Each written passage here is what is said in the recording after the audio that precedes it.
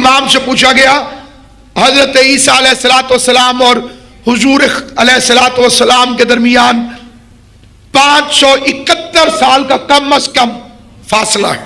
اتنے سارے لاکھوں لوگ جو حضرت عیسیٰ اور رسول خدا کے زمانے کے درمیانی عرصے میں وفات پا گئے، ان کا حساب کتاب کیا ہوگا؟ ان مجالس عزا کا مقصد جہاں حصول معرفت قائم آل محمد ہے، اس میں ایک بنیادی بات یہ بھی ہے کہ ماننے والوں کے لیے شوق آمادگی کو پیدا کیا جائے اور انکار کرنے والوں کو دعوت فقہ دی جائے. سب سے بڑی کوتاہی ہمارے سے یہ ہوئی ہے کہ عالم اسلام میں جتنی مضبوط دلیلیں، آیتیں، حدیثیں اور روایتیں عقیدہ امام مہدی علیہ السلام کے مطابق موجود ہیں،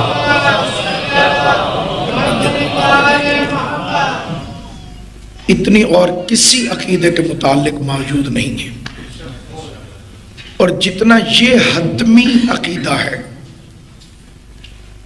اتنا حتمی کوئی اور عقیدہ نہیں ہے. آئندہ ہونے والے معاملات میں قرآن اور احادیث میں جتنی پیشین گوئیاں اس معاملے کے متعلق ہیں اتنی کسی کے متعلق نہیں. کوتاہی یہ ہوئی ہے کہ ہم اس عقیدے کو عوام الناس تک پہنچانے میں ناکام رہے ہیں. اس کی وجہ ہے ہماری خود اپنی عدم دلچسپی.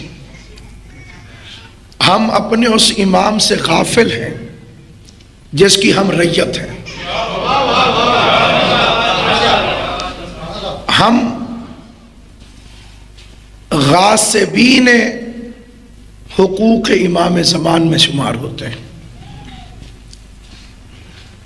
اگر دو چار کی خدا نے نصرت فرمائی ہو اور وہ محروم ہو یہ ایک الگ بات ہے، وہ اس دائرے کے اندر نہ آتے ہوں یہ الگ بات ہے. لیکن جب میں ہم کہوں تو اس سے مراد میں گناہگار. اور اس میں بنیادی وجہ یہ ہے، دیکھیے حق کے غاصبین دو طرح کے ہوتے ہیں. ایک تو وہ غاصب جن پر خدا نے لعنت بھیجی ہے، اور ایک وہ غاصب جو دشمنی کی وجہ سے حقوق کے غاصب نہیں ہے، غفلت کی وجہ سے حقوق کے غاصب. یہ بالکل ویسے ہی ہے جیسے ایک تارک الصلاۃ اور ایک منکر الصلاۃ. تارک الصلاۃ میں بھی کچھ لوگ غفلت کی وجہ سے نماز کو چھوڑ دیتے ہیں، اہمیت سے ناواقف نہیں ہیں. ہم بھی حجت خدا علیہ الصلاۃ والسلام کی اہمیت سے ناواقف نہیں رہے، لیکن ہمیں یا تو حقوق کا پتہ نہیں یا ہم انہیں ادا نہیں کرنا چاہتے. بالکل اسی طرح سے ایک حق ہے، حق سادات خمس. ایک شیعہ نہیں ہوگا جو اس کا منکر ہو. منکر ہو جائے گا تو شیعہ نہیں رہے گا. لیکن کتنے پرسنٹ لوگ اس حق کو ادا کرتے ہیں؟ آل محمد کا حق یہ ادا کرتے ہیں، اس کی تعداد اتنی مختصر ہے کہ باعث شرمندگی ہے. اسی طرح حضرت کے ظہور ہیں اور حضرت کے حقوق ہیں. رعیت کے اوپر خدا کی طرف سے وہ واجبات جنہیں امام علیہ السلام کی غیبت کے دور میں ہم پر واجب کیا گیا، اس میں سب سے پہلا اور ضروری حق ہے معرفت. اور معرفت وہ جو معرفت حقیقی ہے،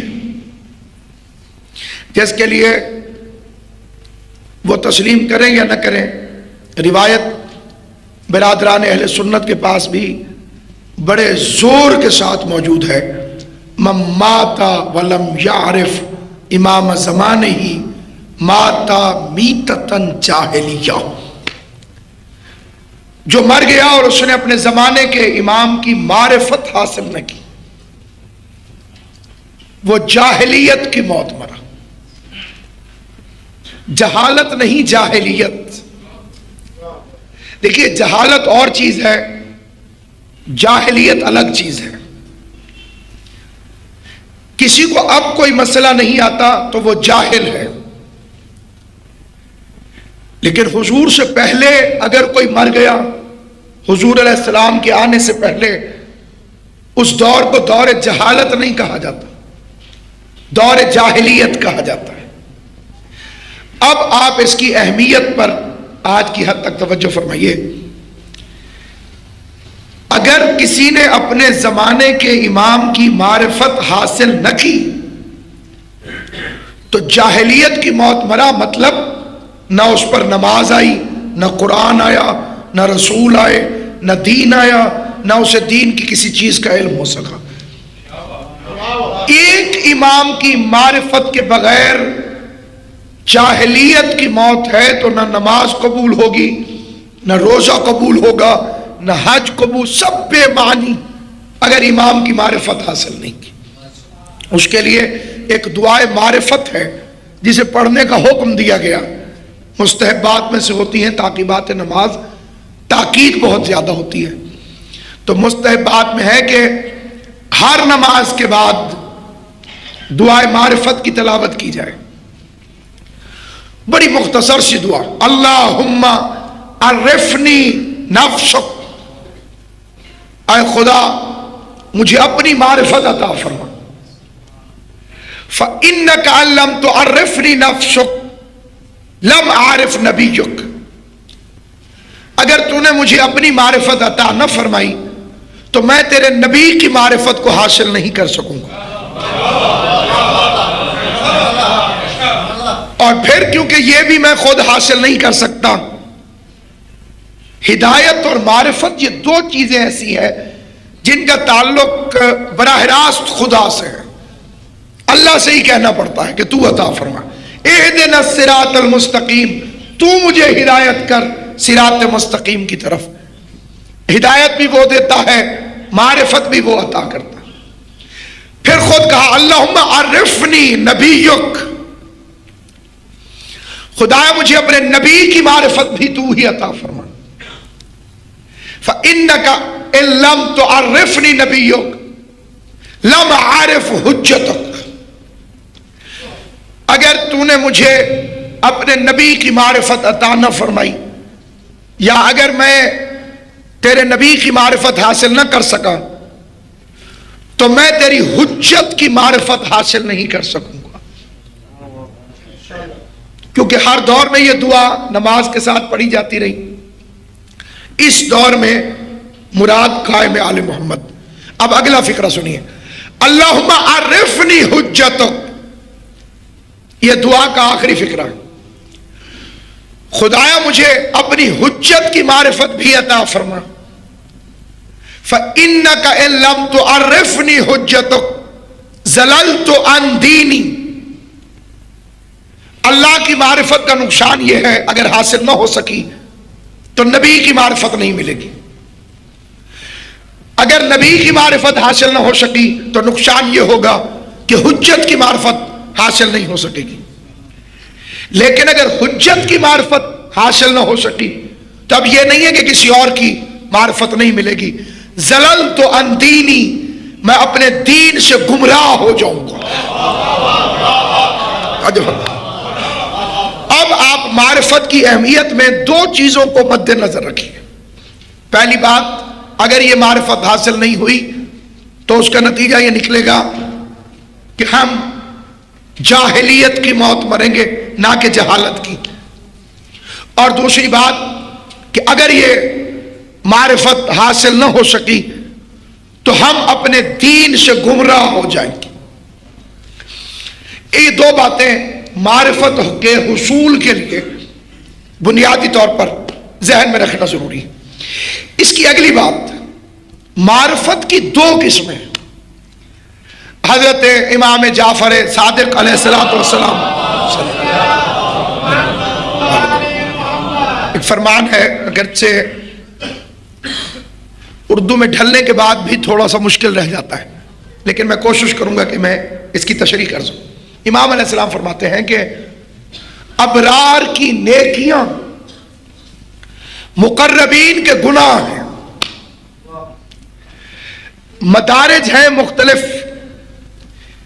ایک چیز ہے کہ ممکن ہے کہ میں اسے نیکی سمجھتا ہوں, وہ میرے لیول پر میرے لیے نیکی ہے, لیکن جب بہت اونچا لیول آ جائے گا تو وہ بلند مرتبہ شخصیت کے لیے وہ چیز جو میرے لیے نیکی تھی معرفت کے لحاظ سے گناہ ہو جائے گا.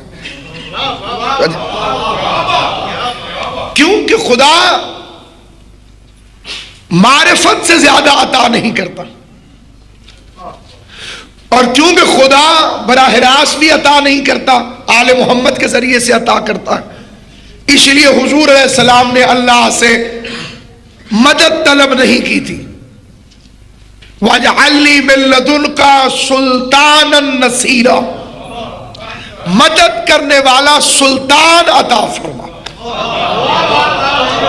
تو جب مصطفیٰ اللہ سے مدد نہیں مانگتا تو تم یا اللہ مدد لے کے کہاں سے آ گئے؟ کچھ ہمارے لوگوں نے حکمت عملی کہی ہے یا پبلک کی خوشامد, انہوں نے بھی یا علی مدد کے ساتھ بڑا بڑا یا اللہ مدد لکھنا شروع کر دیا. قرآن میں کہا ہے کہ اللہ مدد کرتا ہے؟ وہ مدد نہیں کرتا, وہ مددگار بھیجتا ہے. یا ایھا الذین آمنوا کونوا انصار اللہ, ایمان والو اللہ کے مددگار بن جاؤ. کما قال عیسی ابن مریم للحواریین من انصاری اللہ, سورہ مبارک صف. قال الحواریون نحن انصار اللہ, حواریوں نے کہا ہم اللہ کی مدد کریں گے. حالانکہ عیسیٰ کی مدد کی اور مدد اللہ کی ہو گئی. تو جب عیسیٰ کا مددگار اللہ کا مددگار ہے تو جو مصطفیٰ کا مددگار ہو وہ اللہ کا مددگار کیوں نہیں؟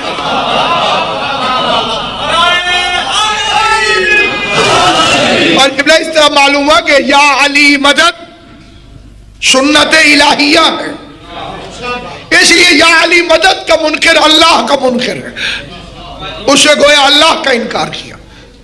اور اصول فقہ کے مطابق بھی کائنات کا ہر مجتہد اس دلیل سے متفق ہو جائے گا کہ یا علی مدد واجب ہے, مستحب نہیں. ہر وہ مستحب جس کا انکار کیا جائے وہ واجب ہو جاتا ہے. لہذا جو لوگ اسے خالی مستحب سمجھتے ہیں ان کی اطلاع کے لیے عرض ہے کہ باقاعدہ انکار کیا جا رہا ہے. تو اب واجب ہے ہر موالی اور ہر حلالی پر کہ وہ سنا سنا کہ یا علی مدد کرے.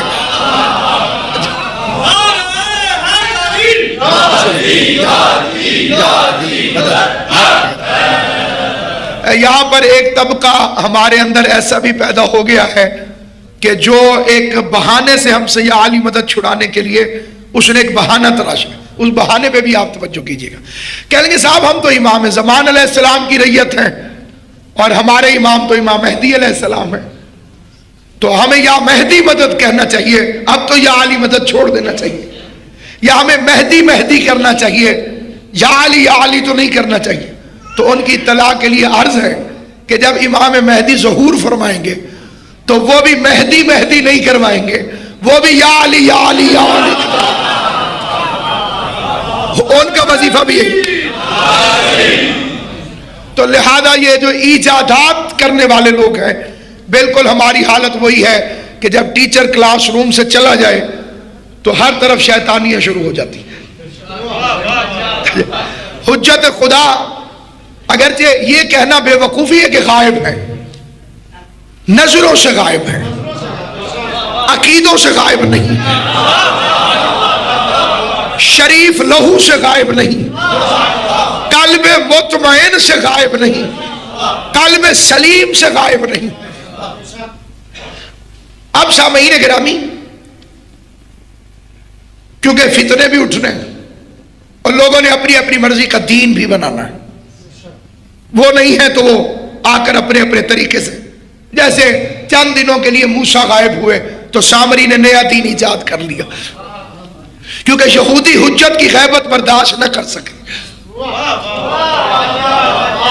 40 دن کے لیے موسیٰ غائب ہوئے اور یہودی دین سے پھر گئے, تو جو اپنے ہادی کی غیبت میں 40 دن کے اندر ہی گمراہ ہو جائے وہ فطرتاً یہودی ہوتے ہیں. 500 سال سے انتظار کر رہے ہو وہ شیعہ نے حیدر کرار ہو، نہ جادہ بدلا، نہ ارادہ بدلا، نہ دروازہ بدلا، اسی دروازے پر بیٹھے ہوئے، اور یہ ضمانت نجات ہے۔ امام سے پوچھا گیا حضرت عیسیٰ علیہ السلام اور حضور علیہ السلام کے درمیان 571 سال کا کم از کم فاصلہ ہے، 571 سال۔ 571 سال میں اچھی صحت والے لوگ 10 پیڑھیاں گزرتی ہیں کم از کم، اس سے زیادہ گزرتی ہیں، میں نے منیمم بتایا۔ یہ اتنے سارے لاکھوں لوگ جو حضرت عیسیٰ اور رسول خدا کے زمانے کے درمیانی عرصے میں وفات پا گئے، ان کا حساب کتاب کیا ہوگا؟ نماز، روزہ، حج، زکوٰۃ سب ہمارے لیے ہی ہے، بقول اقبال کے بارک گرتی ہے تو بیچارے مسلمانوں پر۔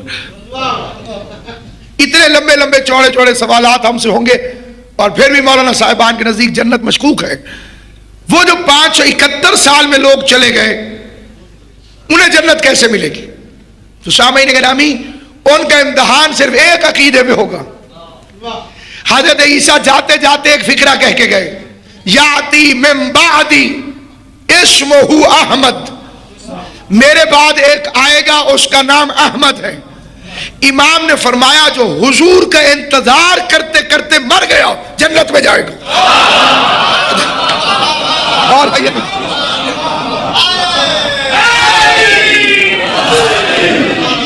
جس نے خالی انتظار کیا کہ حضور تشریف لائیں گے وہ جنت میں چلا جائے گا۔ اب یہ ایک لفظ ہے معرفت، حجت خدا کی معرفت، اس کی دو قسمیں ہیں۔ ایک ہے معرفت خاصہ، یہ خواص کے لیے، ایک ہے معرفت عامہ، یہ عوام کے لیے، اور ایک ان دونوں سے اوپر کی معرفت ہے، معرفت حقیقی، کہ ان کی حقیقت کیا ہے، وہ کوئی چاہے بھی تو نہیں پا سکتا، وہ یا اللہ کے پاس ہے یا رسول کے پاس۔ یہ وہی معرفت ہے جس کے لیے سلمان سے پوچھا گیا تھا مسجد میں کون کون ہے، سب کے نام لیے، مولا علی کا نام چھوڑ دیا، کہا ایک وہ ہے جسے میں نہیں جانتا۔ آدمی آیا تو اسی کو ڈھونڈنے لگ گیا جنہیں نہیں جانتا تھا، تو امیر نظر آئے، کہا سلمان نے جھوٹ بول دیا۔ سلمان کو بلایا تو کہا میں اب بھی قائم ہوں، وہ ہے وہ ہے وہ ہے وہ ہے وہ ہے، اور انہیں میں نہیں جانتا۔ حضور جانتے تھے، ہمیں بتانے کے لیے پوچھ لیا، سلمان دلیل پیش کرو۔ کہا آپ جو تقریر میں کہا ہے کہ علی کو یا اللہ جانتا ہے یا آپ جانتے ہیں، نہ میں اللہ ہوں نہ محمد مصطفیٰ، تو اب میں کیسے جان سکتا ہوں؟ ہم جان ہی نہیں سکتے کہ یہ کیا ہے۔ پہلی جہالت وہیں سے شروع ہوتی ہے جب یہاں سوال پیدا ہو جاتا ہے کہ ہم کیوں نہیں جان سکتے۔ ہمارے ذہن کو اتنے سورس نہیں دیے گئے کہ ہم آل محمد کو پہچان سکیں۔ یہ جو نام ہے یہ بھی تسکین قلب کے لیے ہے، تاکہ علامت کے طور پہ ہمیں نام بتا دیے جائیں، ورنہ اشارہ بھی نہیں ہو سکتا۔ اور یہ نام اس کے رکھے ہوئے ہماری سہولت کی خاطر۔ جب الف نہیں تھا تب بھی اللہ تھا، اور جب میم خلق نہیں ہوا تھا تو تب بھی حضور تھے، جب عین نہیں بنا تھا تو تب بھی علی تھے۔ اور پھر یہاں پر پبلک کلم الناس علی قدر عقولہم، کہ نور سے خلق ہوئے۔ یہ ہمارے اہل سنت بھائیوں کا عقیدہ ہے۔ جو مذہب اہل بیت کا عقیدہ ہے وہ اس سے بہت آگے ہے۔ جبریل نور سے خلق ہوئے، وہ آگے بڑھتے تو چل رہے تھے،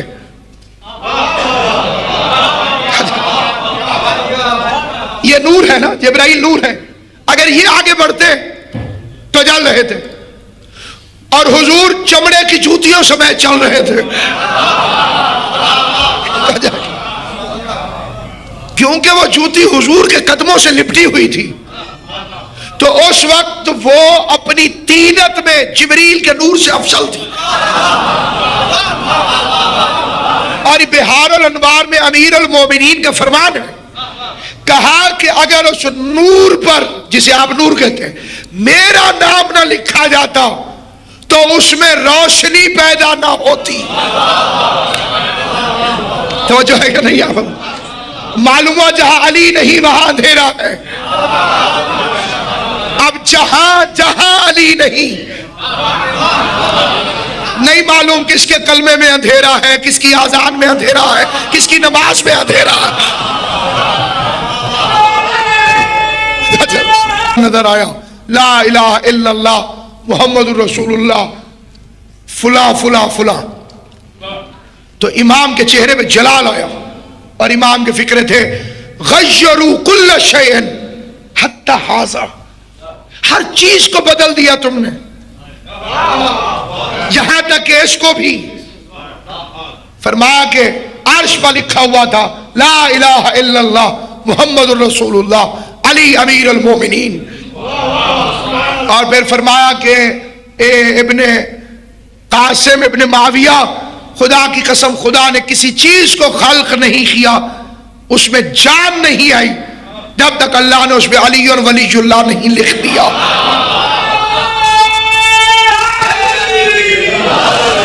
اور اب امام کے فکرے سنیے، فرمایا جو تم چاند میں کالے رنگ کا نشان دیکھتے ہو یہ میرے دادا علی کی ولایت لکھی ہوئی ہے۔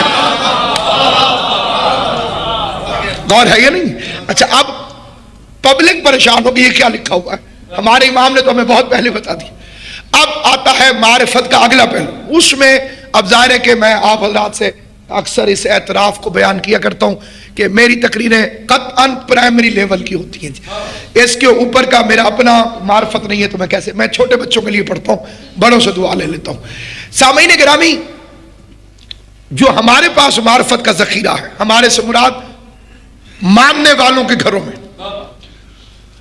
اس کی بنیاد ہے کہ آپ 12ویں امام ہیں، زندہ ہیں، آ جائیں گے، یہ معرفت نہیں ہے۔ جو کم از کم ریکوائرمنٹ ہے ائمہ معصومین کی احادیث کے مطابق وہ ہے تعارف غائبانہ۔ آپ کسی صاحب سے ملے، آپ نے پوچھا آپ کا نام، مثال کے طور پر وہ کہا سید تنظیم حسین نقوی، میں نے بسم اللہ بسم اللہ قبلہ، آپ کا غائبانہ تعارف تو تھا، ملاقات آج ہوئی ہے، تو کم از کم امام کا اتنا تعارف موجود ہو کہ ہم امام کو اتنا کچھ کہہ سکیں ان کے آنے کے بعد کہ مولا آپ کا غائبانہ تعارف تو تھا۔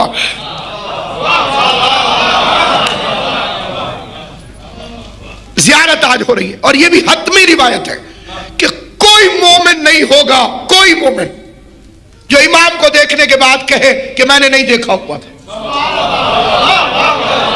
کوئی مومن نہیں، سب کہیں گے میں مل چکا تھا، میں نے دیکھا تھا، میری ملاقات ہوئی تھی، فلاں مشکل میں انہوں نے میری مدد کی تھی۔ آپ کو پاتا نہیں، جب آپ کو پاتا ہوں میں یا تو کھو جاتا ہوں میں یا کھو دیا جاتا ہوں میں۔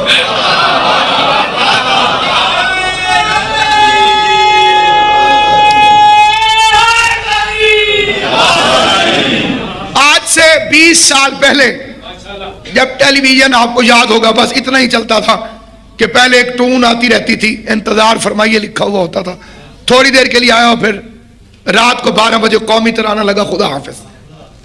باہر والوں کے لیے آسانی ہوگی، کم از کم جو یہاں کے حضرات ہیں، میں اپنی معلومات کے مطابق عجیب لگتی تھی یہ روایت کہ جب حضرت کا ظہور ہوگا ہر کوئی اپنے گھر میں بیٹھ کر امام کے ظہور کو دیکھے گا۔ دیکھیے معجزات پر مبنی نہیں ہے زندگانی امامت، تاریخ انہوں نے امامت کی طاقت سے نہیں لکھوائی، پریکٹیکل لائف کو گزارا تاکہ کوئی اعتراض نہ کر سکے۔ اسی لیے وہ بشری روپ جس پر گفتگو آئندہ تقاریر میں آپ کی خدمت میں آئے گی کہ اس کالے میں ڈھال کے کیوں بھیجا گیا۔ تو اب آپ میڈیا کی ترقی دیکھیے، نیوز الرٹ کا جو سسٹم چلا ہے، SMS کے ذریعے، ٹیلی ویژن کے ذریعے، انٹرنیٹ کے ذریعے صادق آل محمد کی حدیث ہے، میں دیکھ رہا ہوں الناس یستمعون القول بلغتہم، مشرق میں بیٹھا ہوا آدمی مغرب میں بیٹھے ہوئے سے براہ راست اپنی زبان میں گفتگو کر رہا ہے۔ اس زمانے کے علماء کے لیے روایتیں بڑی مشکل تھی، علماء کے لیے بھی، عارفین کے لیے بھی نہیں، علماء کے لیے بڑی مشکل تھی، عوام کے لیے بڑی مشکل تھی کہ یہ کیسے ہو سکتا ہے، یہ کیسے ممکن ہے، یہ کیوں کر ہو سکتا ہے۔ اسی لیے اکثریت روایات کی اب بھی موجود ہے جس کے اندر ایسی ایسی باتیں ہیں جسے سننے کے بعد انسان حیران ہو جائے کہ یہ کیسے ہوگا۔ مردے کے زندہ ہو جانے کے احکام یہ صرف ہماری فقہ کے اندر موجود ہے۔ اگر کوئی مر جائے اور پھر زندہ ہو جائے اس کے احکام ہماری فقہ کے اندر، لیکن آپ نے توضیح المسائل میں نہیں پڑھے ہوں گے، تحفۃ العوام میں نہیں پڑھے ہوں گے، رسالہ عملیہ میں نہیں لکھے جاتے، بیسک بکس کے اندر موجود ہے، کیونکہ پبلک کی ضرورت نہیں آئی ابھی تک کہ ایسا ہوگا۔ لکھا ہوا ہے تو ہوگا۔ آپ کسی صاحب کے گھر نماز پڑھ رہے ہیں، آپ نے ان کی اجازت سے نماز پڑھنی ہے، اجازت کے بغیر نہیں پڑھ سکتے۔ دوران نماز آپ کو احساس ہوا کہ جس کی اجازت سے نماز پڑھ رہا تھا ان کا انتقال ہو گیا، فقہ کہتی ہے نماز توڑ دو اور فوراً گھر سے باہر چلے جاؤ، کیونکہ اب وراثت منتقل ہو گئی ہے۔ نیا مالک راضی ہے یا نہیں ہے یہ ابھی طے ہونا باقی ہے، توڑو باہر چلے جاؤ، یہ فقہ کا مسئلہ ہے۔ تو اب سامعین گرامی قدر، تعارف غائبانہ کہ ہمیں امام کی وہ معرفت حاصل ہو سکے جس میں ہمیں ان کی عقیدت میں اختیار کا اندازہ ہو، ان کے بنیادی نشانیاں اور ان کے اختیار بالخصوص، کیونکہ امام کے ظہور کے بعد جس غلطی کی معافی نہیں ہوگی وہ اختیار حجت میں شک ہے۔ اس سے پہلے بھی جو سزائیں ملی وہ انہی مجرموں کو ملی، وہ جو مرد عورت بن گئی تھی۔ امام علیہ السلام نے کیوں بنایا؟ اختیار میں شک کیا، اللہ کا ساتھ دیا، حالانکہ اس نے کافر نہیں تھا، یہودی نہیں تھا، عیسائی نہیں تھا، کہہ رہا تھا اللہ بھی یہ کر سکتا ہے آپ نہیں کر سکتے۔ امام نے اسے عورت بنایا تو اللہ میاں نے بھی نہ چھڑایا۔ اللہ میاں تھوڑی سی سپورٹ تو کر دیتے، نہیں حسن یہ آپ کو نہیں مانتا لیکن مجھے تو مانتا ہے، تو اللہ نے اس کی سپورٹ نہ کر کے بتایا کہ جو 14 سے مخلص نہیں اسے اللہ کی محبت بھی کوئی فائدہ نہیں دے گی۔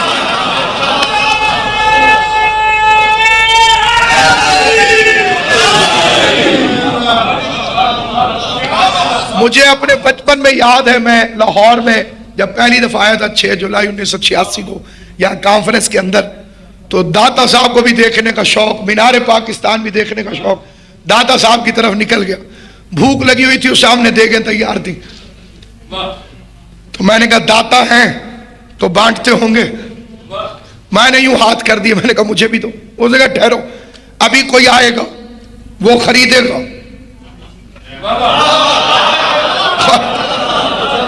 یہ بالکل میرے کالج کے ابتدائی زمانے کا واقعہ ہے اور مجھے اچھی طرح یاد، ابھی کوئی آئے گا، ابھی وہ خریدے گا پھر تمہیں دیں گے۔ میں ایک طرف کھڑا ہو گیا، اتنے میں ایک بندہ آیا، اس نے خرید لی، مالک نے اسے بیچ دی، اس نے مجھے کہا اس سے مانگو۔ یہی فلسفہ ہے سارا خدا کی عطاؤں کا۔ آل محمد نے خرید لی ہے، اب اللہ سے مانگنے کا فائدہ کوئی نہیں، ہو جائے یا نہیں، خدا کہے گا انہی سے مانگو۔ میں نے دیکھا ایک بندہ دیکھ والے کے پاس جاتا ہی نہیں تھا جس نے خریدا ہے، وہ بار بار اسی کے پاس جاتا تھا ڈائریکٹ، آپ اس سے کہیں۔ اس نے کہا دیکھو، اس نے کوئی شرط تو نہیں رکھی، جو جھولی پھیلا دے اسی کو دیتا جا رہا ہے. آل محمد نے بھی کوئی شرط نہیں رکھی. جو جھولی پھیلاتا جائے گا دروازے پر جھولیاں بھرتے چلے جائیں گے. اب میں نے بڑا سوچا کہ یہ بندہ آتا کیوں نہیں اس سے مانگنے, ادھر کیوں جاتا ہے؟ تو پھر پتا چلا کہ اس کی اور اس کی لڑائی ہوئی ہے. اب فدق کے چور آل محمد کے پاس نہیں آتے, اللہ کے پاس جاتے ہیں اسے لے کے.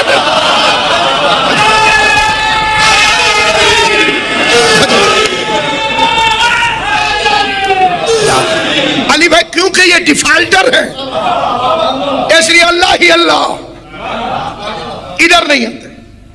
اور وہ معرفت اس کے اندر سب سے پہلا تعارف, خدا کی قسم اس سے کامل تعارف نہیں ہو سکتا. حجت خدا کا ایک ایک فقرہ قلم نور سے عرش کے ماتھے پہ لکھنے کے قابل ہے. شیخ توسی علیہ رحمہ ہمارے مذہب کے بڑے جلیل القدر اور عارف عالم دین, کتب اربع ہماری جو بیسک بکس ہیں ان میں سے 2 کے لکھنے والے ہیں.